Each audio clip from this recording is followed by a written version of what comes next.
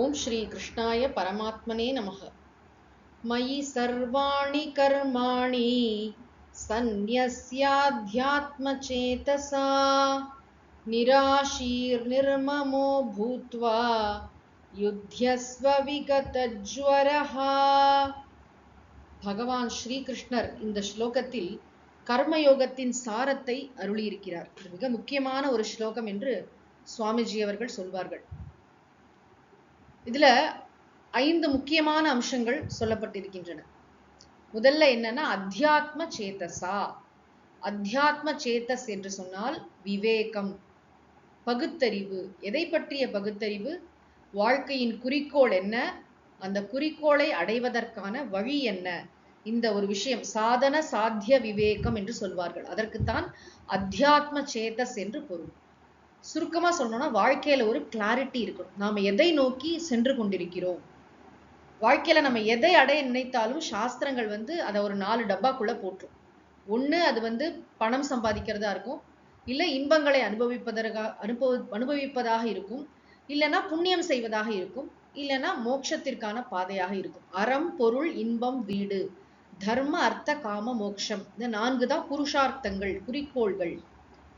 அதுல இந்த பொருள் இன்ப நாட்டமே நமக்கு எப்ப பாரு இருந்துட்டு இருக்கு. எப்ப பாரு பணம் சம்பாதிக்கிறது, என்ஜாய் பண்றது, இதுலயே இருக்கிறது அது மனித பிறவியின் நோக்கம் அல்ல. மனித பிறவி ஒரு உயர்ந்த ஒரு லட்சியத்திற்காக கொடுக்கப்பட்டது. அதுல இருக்கிற பாசிபிலிட்டிஸ் ரொம்ப நிறைய. அது கிடைத்தற்கரிய மனித பிறவி. அதை வச்சுட்டு நம்ம என்ன பண்ணணும்? நன்றாக தர்மத்தை கடைபிடித்து மோட்சத்தை நோக்கி செல்ல வேண்டும். மோட்சத்தை உணர்வதற்கான பாதையை தேர்ந்தெடுக்க வேண்டும். ஆக மோட்சம்னா என்ன? நிலையான அமைதியான ஆனந்தம்.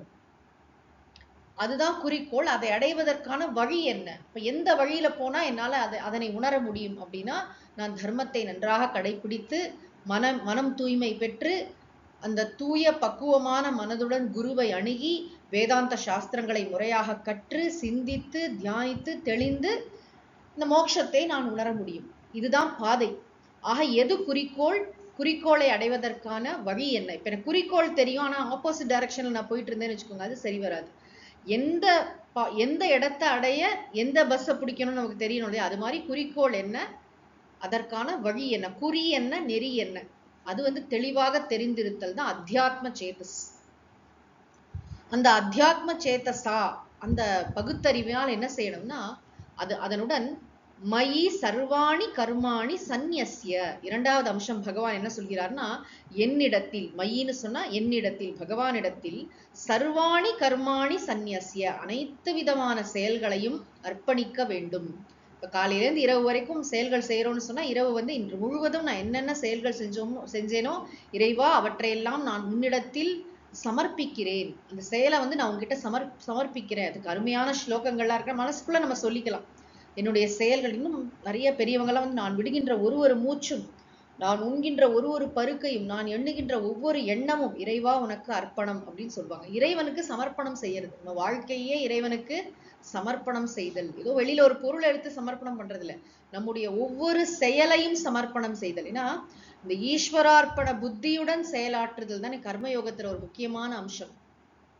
ஆக மயி சர்வாணி கர்மாணி சந்நியஸ்ய, நன்றாக அதை துறந்து விட்டுனா செயல்களை இந்த செயல்களை இறைவனுக்கு சந்நியசியான இறைவனிடத்தில் அர்ப்பணம் செய்து விட்டு, அதுக்கப்புறம் என்ன பண்ணணும்னா விகதஜ்வரஹ. விகதஜ்வரஹனா மனக்கொதிப்பின்றி, ஒரு படபடப்பு, ஒரு டென்ஷன், ஆங்ஸைட்டி அதெல்லாம் ஒண்ணும் இல்லாம ரொம்ப கூலா, ஒரு சரியான திட்டமிடலுடன் நிகழ்காலத்தில் இருந்து கொண்டு, விகத ஜுவரம்னு நான் தெரியும் நமக்கு, சூடு. விகத ஜுவரகனா ஜுரம் இல்லாமல், சூடு இல்லாமல். அப்படின்னா என்ன? அந்த மனக்கொதிப்பின்றி ரொம்ப ரிலாக்ஸ்டா, அதே நேரத்துல ரொம்ப ஃபோக்கஸ்டா செயலாற்றுதல், செயல்ல கவனத்தை குவித்தல், அதான் விகத ஜுவரக. அப்புறம் நிராஷீஹி. நிராஷீஹின்னு சொன்னா, ஆஷிஹின்னு சொன்னா எதிர்பார்ப்பு, நிராஷீஹினா எதிர்பார்ப்பு இல்லாமல். இப்ப பாரு இந்த செயலோட பலன்லயே மனசை வைக்கிறது. இது இந்த செயலுக்கு என்ன பலன் வரும், இவங்கெல்லாம் பாராட்டுவாங்களா, எனக்கு இந்த ரெக்கக்னிஷன் கிடைக்குமா, இந்த பணம் வந்துருமா, இதை செஞ்சா அது கிடைக்குமா, அது கிடைக்குமா, அது கிடைக்குமான்னு பலன்லயே மனசை வைக்கிற அந்த அபேட்சைக்கு ஆஷிஹின்னு பேரு. நிராஷிகினா பலனை பற்றி ரொம்ப நினைக்கிறதே இல்லை, செயல்ல கவனம் முழுவதும் செயலில் இருப்பதால் பலனை பற்றி நினைக்காமல் இருத்தல் நிராசை. பலன் வரதான் போகுது. நம்ம கேட்டாலும் கேட்காவிட்டாலும் நிச்சயமாக நாம் செய்கின்ற ஒவ்வொரு செயலுக்கும் பலன் வந்தே தீரும். அது இப்பொழுது வருமோ அடுத்த பிறவியில் வருமோ தெரியாது. ஆனா ஒவ்வொரு செயலுக்கும் அதற்குரிய பலன் உண்டு.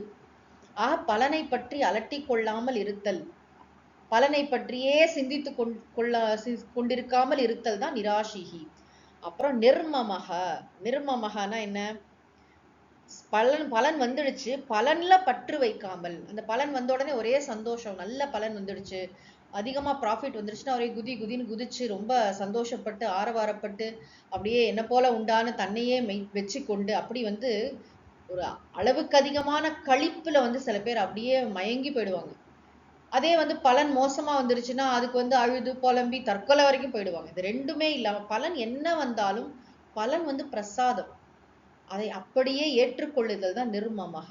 பலன்லயும் பற்று கிடையாது, அந்த பலனையும் பிடித்து கொண்டு தொங்குவதில்லை. அடுத்தது என்ன, நம்ம என்ன செய்யணும் அதுல ஃபோக்கஸ் பண்றது, செயல்ல தான் நம்முடைய கவனமே தவிர பலன் என்பது நம்மை பொறுத்த வரைக்கும் பை ப்ராடக்ட் தான். நம்மை பொறுத்தவரை என்ன சொன்னா, யார் ஒரு ஆன்மீக சாதகர் அந்த அத்தியாத்ம சேதசுடன், அதாவது வாழ்க்கையின் குறிக்கோள் என்ன, குறிக்கோளை அடைவதற்கான வழி என்ன என்ற தெளிவான பார்வையுடன் இறைவனிடத்தில் எல்லா செயல்களையும் அர்ப்பணித்து விட்டு மனக்கொதிப்பின்றி எதிர்பார்ப்பு இல்லாமல், செயல்களின் பலன்களை குறித்த எதிர்பார்ப்பு இல்லாமல், பலன்கள் வந்த பிறகும் அவற்றில் பற்று இல்லாமல் இருக்கக்கூடிய ஆன்மீக சாதகன். பகவான் இங்க ஒரு கட்டளை மாதிரி சொல்ற, நிர்மமக பூத்வா, அப்படி இருந்து கொண்டு யுத்தியஸ்வ, உன்னுடைய கடமையை செய். யுத்தியஸ்வன இந்த இடத்துல போர் செய்ன்னு அர்த்தம். அர்ஜுனனுக்கு சொல்கிறார் போர் புரி. நம்ம எல்லாரையும் போர் புரிய சொல்ல, நம்முடைய கடமை என்னவோ, நமக்கென்று விதிக்கப்பட்ட கடமை என்னவோ அதை செய். இந்த கடமையை செய்யறதுக்கு என்னெல்லாம் கண்டிஷன்ஸ்?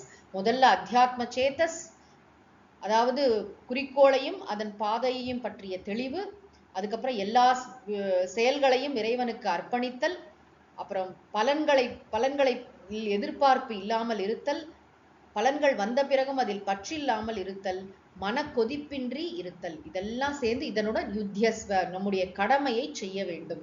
ஆக கடமையை செஞ்சுட்டு தான் இருக்கும். ஆனா எப்படிப்பட்ட ஆட்டிடியூடோட செய்யணும் அப்படிங்கிறத பகவான் மிக தெளிவாக இந்த ஸ்லோகத்துல நமக்கு உபதேசித்திருக்கிறார். இதுல ஏதாவது ஒரு அம்சம் குறைஞ்சா கூட அது கர்மயோகமா இருக்காது. கர்மயோகம்னா இது எல்லாமே இருக்கணும், ஒரு தெளிவு இருக்கணும், விவேகம், இந்த சாத்திய சாதன விவேகம் இருக்கணும்.